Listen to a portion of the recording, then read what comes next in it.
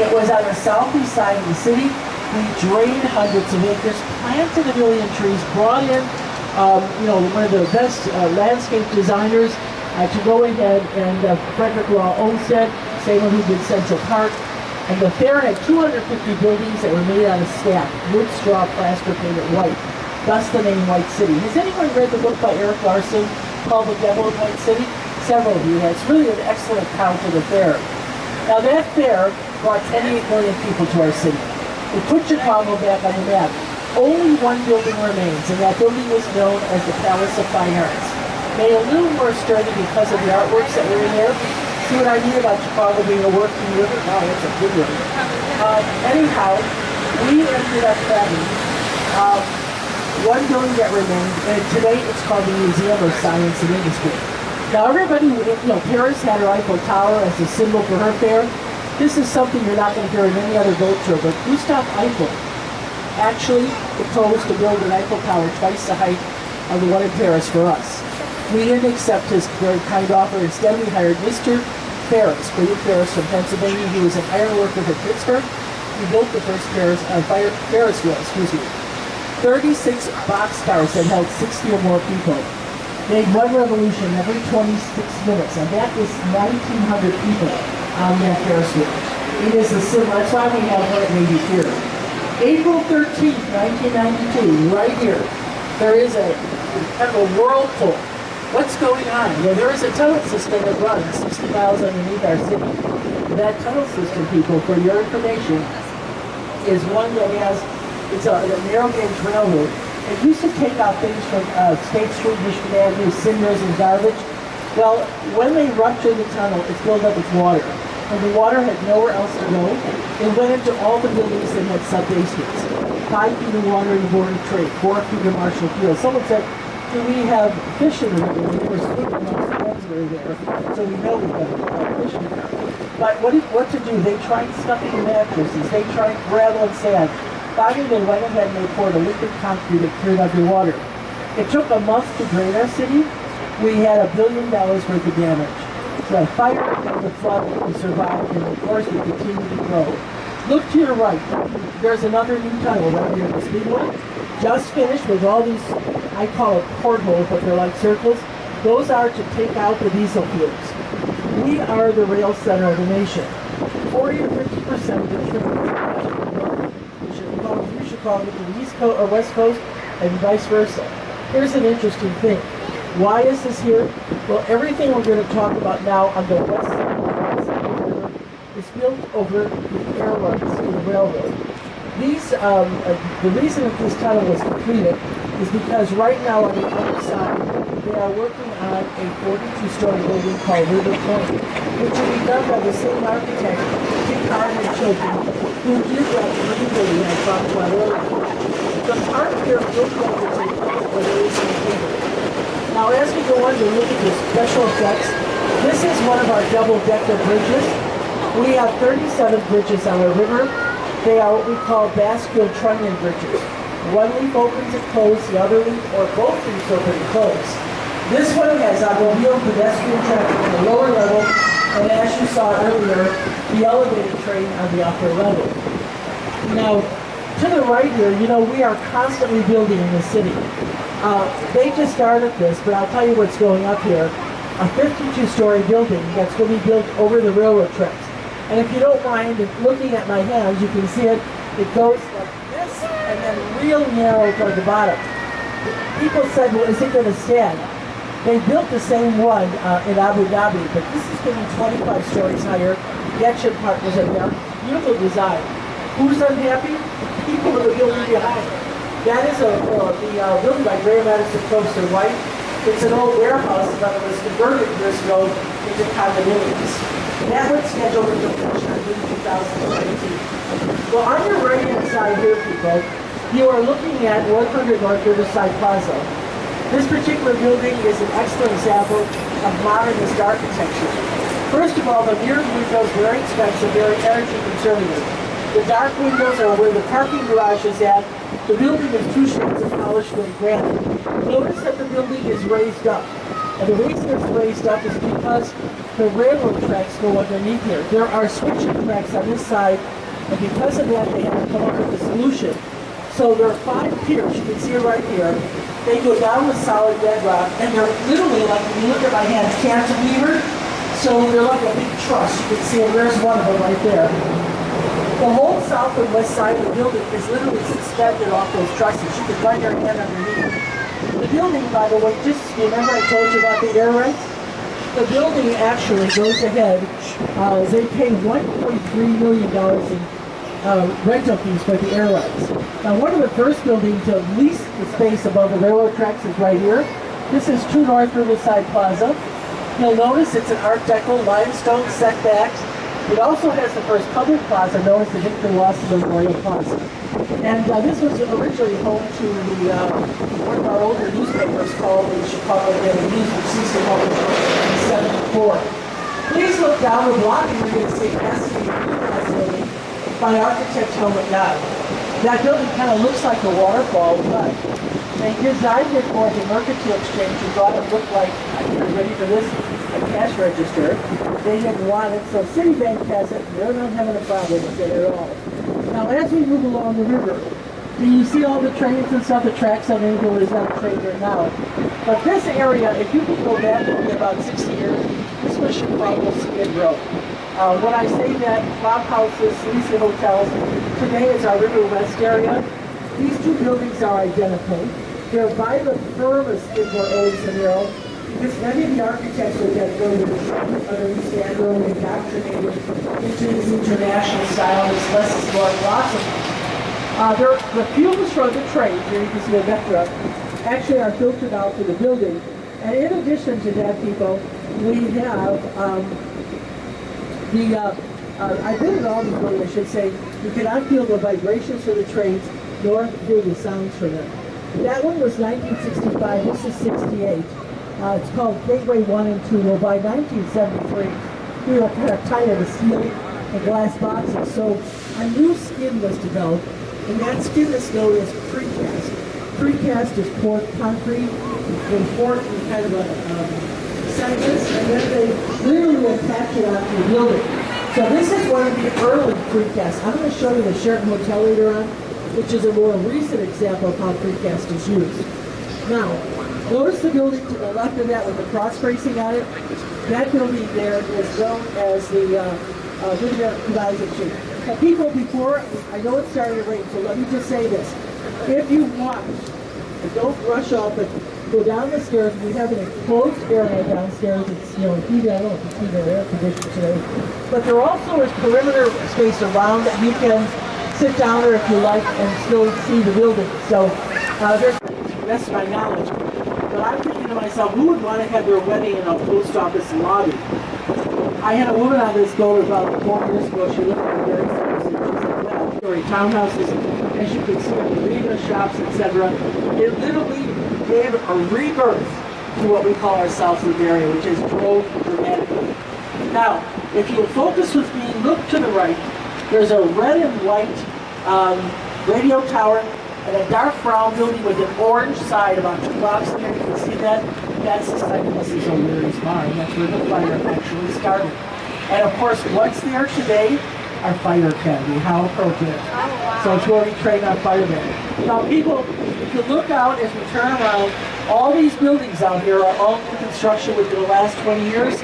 The South Loop area has become rather, glorious in that respect and has grown rapidly. Our captain is going to stop here for just a moment so that we can go ahead, if you want to take a picture of the slope, we don't have to start. It rises up to a crown, and the crown has 1,400 fluorescent pictures at the top of the building, which are totally illuminated at night, quite spectacular. Now look between, you see the building with the pyramid top and the sculpture piece? That is the Board of Trade. And the Board of Trade, folks, for your information, is 45 stories, built in 1929, at that time the tallest building. The sculpture piece is 37 feet. Her name is Ceres. She is the Roman goddess of agriculture. And I want to tell you one other thing about her is she has no face.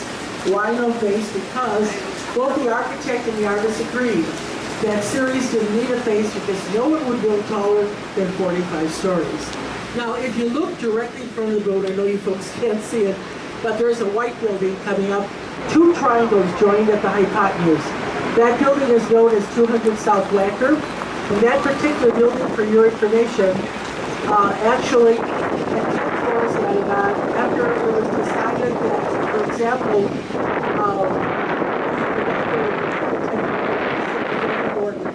are skyboxes. Those are boxes that have glass on the top, the sides, and the bottom. And what's interesting about them is that you can step out literally in space and see 4 states, and also begin to experience this, looking at our beautiful lakefront, as well as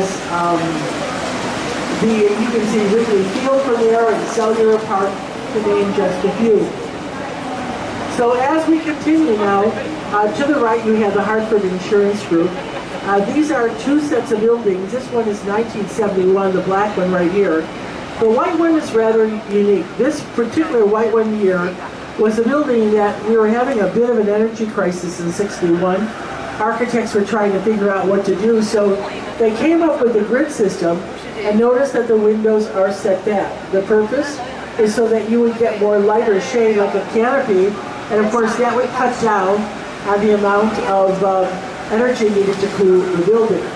Also coming up on your right, the next building is the Mercantile Exchange. The Mercantile Exchange, notice the serrated corners, 4 windows on each corner, that's 16 per floor. The building is a polished granite, and there are 2 towers that are 40 stories tall. And in addition, you have these 2 large glass windows, 3 large glass windows. Those used to be 1 full block-long trading floors, but the Mercantile Exchange merged with the border trade, so all the trading is done there. So these have been turned into offices. This building dates to 1985, and it was designed by Fujikawa and Johnson. And coming up also on your right, the Civic Theater building.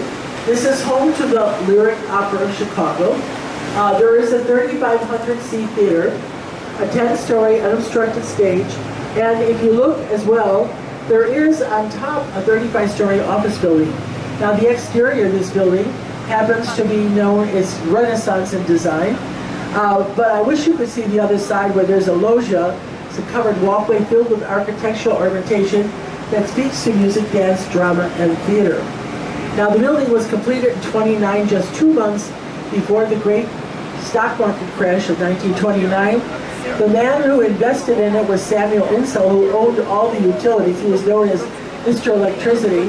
He had a mistress, and she was an aspiring opera singer. She did not make it in New York, but he built this opera house for her with the help of some of his friends, and unfortunately, she didn't do well here either. So when the crash came, he lost the building, lost his fortune, and of course, in addition, lost his lady friend. On your right, the building with the crenellated steel right here is this called General Growth Properties. And General Growth Properties, if you look at it, it's 5 stories. And it was to have 16 floors added on, but the caissons that support the building couldn't handle it. The reason I point this out, it's an excellent example of what we call the severe international style. The other thing that's interesting about this is that this building represents about 114 shopping malls. That's what they do. They manage shopping malls across the country. I'll get some chamois out here so we can get these benches cleaned off for you guys. Hold on just a second. Called the Wigwam. On your right, you have a building here that follows a natural bend in the river. This building is known as 333 West Wacker, and notice how narrow it is at the corner. And the reason it's narrow at the corner is because the building is a good example of something we call contextualism in architecture. Contextualism means that a building follows a natural bend in the topography. It doesn't, they didn't fill it in or anything of that nature. The building has 2 shades of green glass and 2 shades of polished grey granite.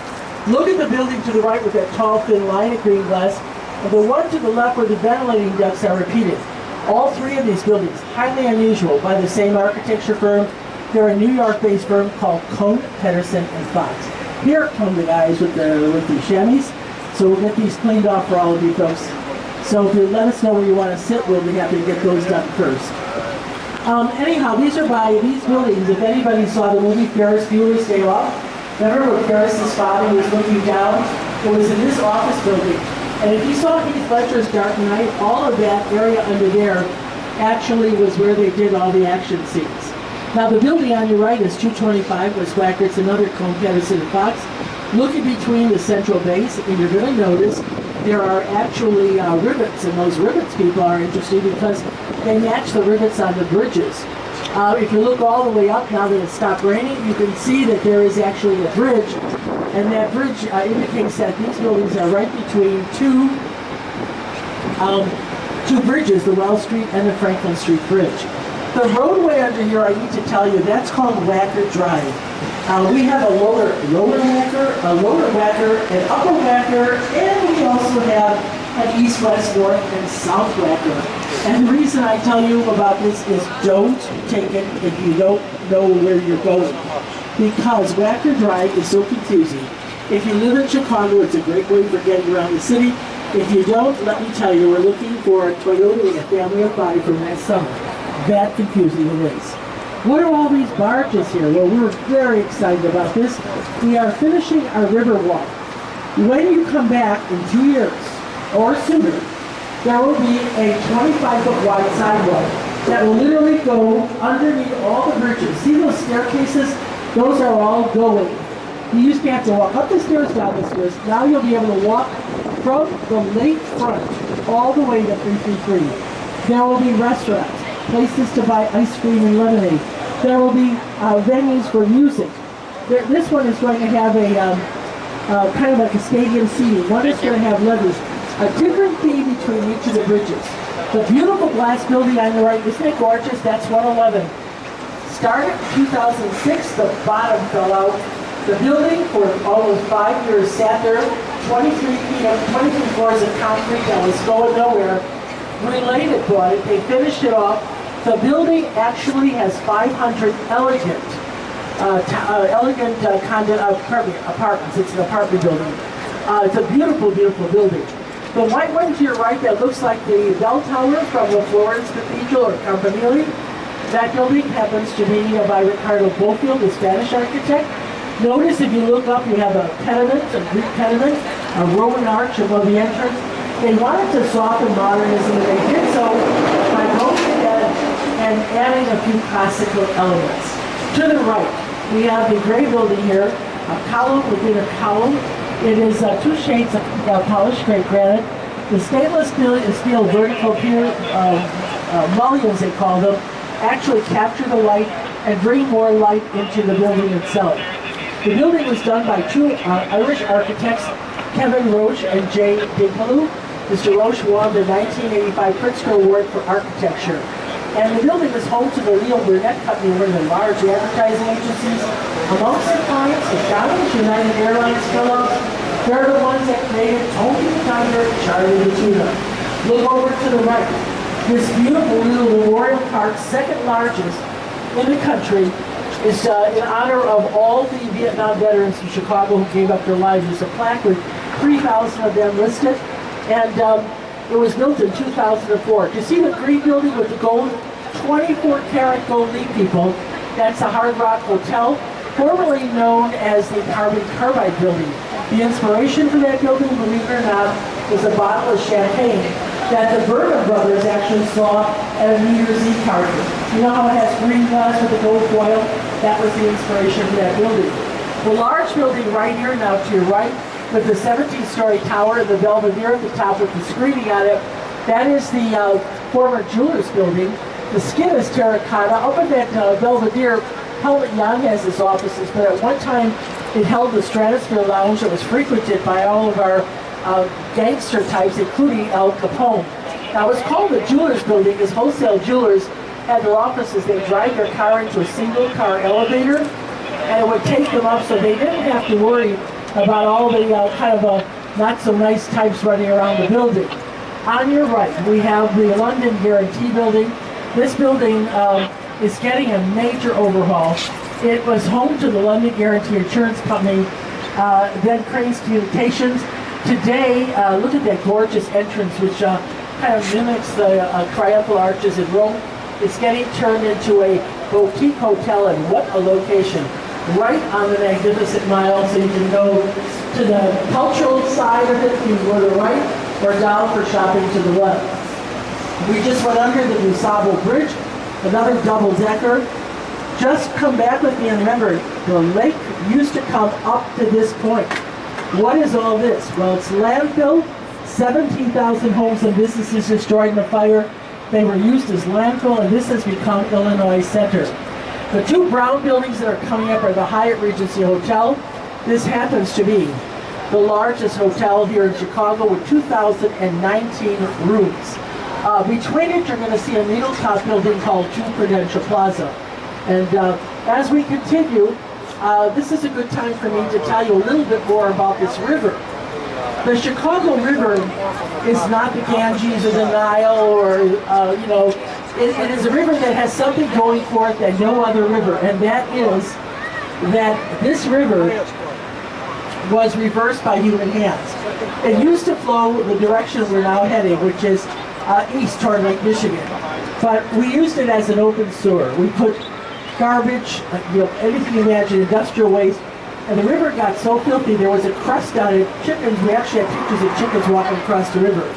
Well, what happened, people, is that finally they decided to do something. In 1892, monies were provided to go ahead and to reverse the river. Here's how we did it. The river is 22 feet deep. They literally wrenched it 50 feet deeper at the south end, created a 26-mile canal called the Sanitary Ship Canal. After 8 years of digging, and that technology helped us build the Panama Canal, they removed the berm, and water always seeks its lowest point, and it began to flow backwards. To this day, the river now flows to the west. Now, the people who were not happy, again, were the people of St. Louis, because remember, this river flows into the Sanitary Ship Canal, which flows into the Des Plaines, the Illinois, and the Mississippi. But they're a very crafty group. They got even with us. They bottled it. We're still drinking this water because we were dying of cholera and typhoid before we reversed the river. But they bottled it. The people of St. Louis sent it back to us, but they call it Budweiser now. So they're a little different. Remember I told you about Harry Weiss, who loved his triangles? There's one of the hotels he designed. It's called the Swiss Hotel. He actually designed it as a triangle so that no one would be able to build right up next to it. And he was very successful in doing that. And by the way, this entire area here was a 9-hole golf course about 15 years ago. Look at the condos and townhouses and etc. 14,000 people living in this area. As you go around, I generally do not have people look back, but this is probably the best view. In just a moment, you're going to see the Aon Center, the third tallest building in Chicago. It is 83 stories, and there it is. It was clad with white Carrara marble. However, the marble did not hold up well in Chicago, so they had to strip the building and reclad it with North Carolina granite. So, it's a very important point. You cannot take marble for granted. Everybody get that one? Bad joke. I'm not going to be on America's Got Talent, I'll tell you that. To the right, the building here with those undulating balconies, it looks like water pouring off. That's by Julie Gang, 84 stories. The building won the 2009 award for the best residential building in the world. Jeannie Gang, tallest building ever designed by a woman. She just got another contract to build a building for a Chinese firm. I'm sorry I don't remember the name offhand. It'll be right here. It's going to be gorgeous, and she will be doing the design for it. Her firm actually also handled the construction of the building. Now we are going underneath what is known as the Lakeshore Drive Bridge, a double-decker automobile pedestrian traffic on both levels. Basically, once we go underneath, you're going to see Lake Michigan, 308 miles long and 114 miles wide. At its deepest point, 923 feet up in Greenville, Wisconsin. The only lake within the confines of the United States. Now, we have 29 beaches and they closed today. Water temperatures, I heard this morning, 77 degrees. We have 10 harbors. And just great for fishing, but no commercial fishing. Do you see the boat there with the helicopter? I remember when they launched the Anita D, they bragged about a helicopter taking off and landing. The pad wasn't large enough. The Coast Guard will not allow it. So it is permanently moored on that site. And the reason people say, why don't they just get rid of it? The boat was designed with that kind of weight to balance it.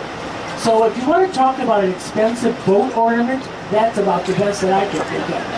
On the right side out there is the Abaquee. She is the flagship of the Columbia Yacht Club, the big white boat with the red stack. She used to be a railroad ferry, passenger car ferry that went between Halifax, Nova Scotia, and Prince Edward Island. And the blue building off to your right, well, that happens to be the Marine Safety Facility. That particular facility, people, is also one that is state-of-the-art. It's hooked up to the Emergency Management Center for the City of Chicago. Now, if you look directly in front, you're going to see the Chicago Lock. When we reverse the river, okay, Lake Michigan was flowing down the river. Indiana, Michigan, Wisconsin, Ohio, and even Canada filed a lawsuit against Chicago. 14 years in the court, we lost. But what happened is this lock was built. Now, the lock does two things. Number one, it adjusts the boats to the height of the lake and the river. The lake is 22 inches higher than the Chicago River. The second thing that it does is to control the amount of water. Every time that lock opens, 780,000 gallons of water flows down the Chicago River. And that water, by the way, is what feeds the Chicago River, which has no source of its own. So, rainwater and the opening closing lock. Do you know how many times that thing opened and closed last year? 48,000 times. So it's kind of amazing. It runs 12 months a year, 7 days a week, 24 hours a day, and there is no lock fee. Look out to your left, and you've got a beautiful view out there of Navy Pier. Built in 1916, Navy Pier was built to handle the deep draft vessels. Where are all the commercial ships? Well, we didn't want to have oil slicking barges and stuff, so 20 miles to the south we have Lake Calumet Harbor. Deep dredge for that purpose. Lake Calumet Harbor has all the stuff to load and unload the lake freighters, etc. Navy Pier was used during World War II for the purpose of literally going ahead and training Navy pilots. We actually trained 16,000 pilots at Navy Pier. One of them was a 19-year-old, the youngest trained. His name was George H.W. Bush, Sr. After the war, that became the home of the University of Illinois from 1948 to 1965. And after that, they moved to their beautiful new campus on the west side. From 1965 to 1995, this thing was a blip on our skyline. Finally, most of it was torn down with the exception of the east and west towers. And we spent $250 million on condominium buildings. And these were about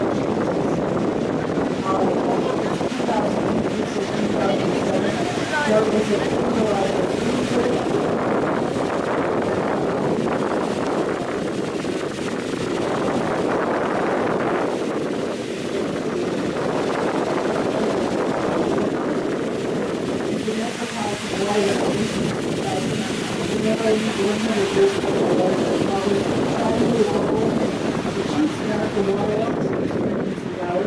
it was designed for boats to go on